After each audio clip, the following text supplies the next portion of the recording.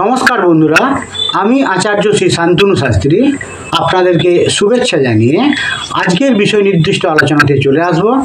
আপনারা ভিডিওটি শেষ পর্যন্ত দেখবেন। ভিডিওটি যদি ভালো লাগে তাহলে আপনারা ভিডিওটি লাইক, কমেন্ট এবং শেয়ার করবেন এবং চ্যানেলটিকে আপনারা সাবস্ক্রাইব করবেন এবং বেল বাটন প্রেস করবেন ভবিষ্যতে নতুন নতুন ভিডিওর নোটিফিকেশন পাওয়ার জন্য। তো চলে আসুন, আজকের আলোচ্য বিষয়ে আমরা চোখ রাখি। এখন আমরা শুভ ও অশুভ ভাব নিয়ে আমরা একটু আলোচনা করব। তো সেখানে শুভাশুভ মিশ্র যে ভাব সেটি থাকবে এবং সেখানে তিসরা প্রতি যারা আছে তাদেরকে নিয়েও আমরা আলোচনা করব এবং কোন কোন গ্রহগুলি,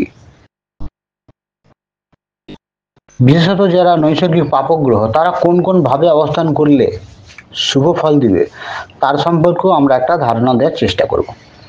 তো প্রথম অবস্থায় আমরা জেনে নেব যে শুভ ভাব কোনগুলি। 12টা যে আমাদের ভাব আছে তার মধ্যে শুভ ভাব কোনগুলি। লগ্ন ভাব, চতুর্থ ভাব, পঞ্চম ভাব, নবম ভাব এবং দশম ভাব, এই ভাবগুলি হচ্ছে শুভ ভাব। আমরা বাঁদিকে দেখিয়েছি পিকচারের যে 1, 4, 5, 9, 10 এগুলি শুভ ভাব।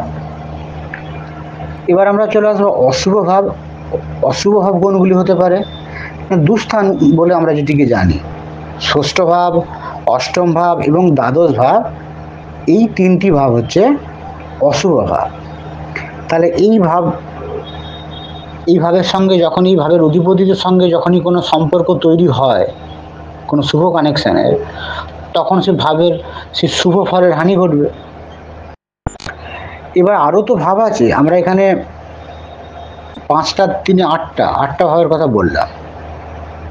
আর যে ভাবগুলি আছে তার মধ্যে 2 নম্বর ভাব এবং 7 নম্বর ভাব, সেকেন্ড হাউস এবং সপ্তম হাউস, এই হাউসগুলি কিন্তু মিশ্র ভাব। এটা হচ্ছে শুভাশুভ মিশ্র ফল দেয়। আর 3, 6, 11 এই যে ভাবগুলি, এই যে ভাবের অধিপতিরা হচ্ছে তিসরার অধিপতি। এখানে কিন্তু আমরা একাদশের থেকে ষষ্ঠ ভাব এবং ষষ্ঠ থেকে তৃতীয় ভাব বেশি অশুভ বলে আমরা ধরি। একাদশ ভাবে শুভত্ব কিছুটা পাওয়া যায়। এবার প্রশ্ন হচ্ছে কি যে আমরা এই 3, 6, 11 এই ভাবগুলিতে নৈসর্গিক যে পাপক গ্রহ শনি, মঙ্গল, রাহু, কেতু, এরা অবস্থান করলে কিন্তু শুভ ফল দেয়। সাধারণ অবস্থায় আমরা এই রাহু, মঙ্গল, শনি এদেরকে নিয়ে আমাদের মধ্যে একটা ভয়ের বা ভীতির পরিবেশ থাকে, যে এরা যেখানেই বসবে সেখানেই হয়তো একটা খারাপ অবস্থা তৈরি করবে। কিন্তু কিছু কিছু ঘর আছে, সেই ঘরে এই নৈসর্গিক পাপক গ্রহগুলি অবস্থান করলে শুভ ফল দিয়ে থাকে, সেটিও আমাদের জানতে হবে। তা নাহলে সবসময় আমাদের একটা ভয় ভীতির পরিবেশ তৈরি করতে হবে অন্যের জন্য, যেটা মোটেই কিন্তু তার মধ্যে বাস্তবতার অভাব থাকবে। তো সেই জন্য আমাদের জানতে হবে কি যে এই যে নৈসর্গিক পাপক গ্রহগুলি, সেগুলি কোন কোন ঘরে বসলে অপেক্ষাকৃত ভালো ফল দিতে পারে, সেটি যে 3, 6 এবং 11। তো রাহু তো 3, 6, 11 ঘরে সত্যি খুবই ভালো ফল দেয়। মঙ্গলের ক্ষেত্রেও তাই, শনির ক্ষেত্রেও তাই, কেতুর ক্ষেত্রেও তাই।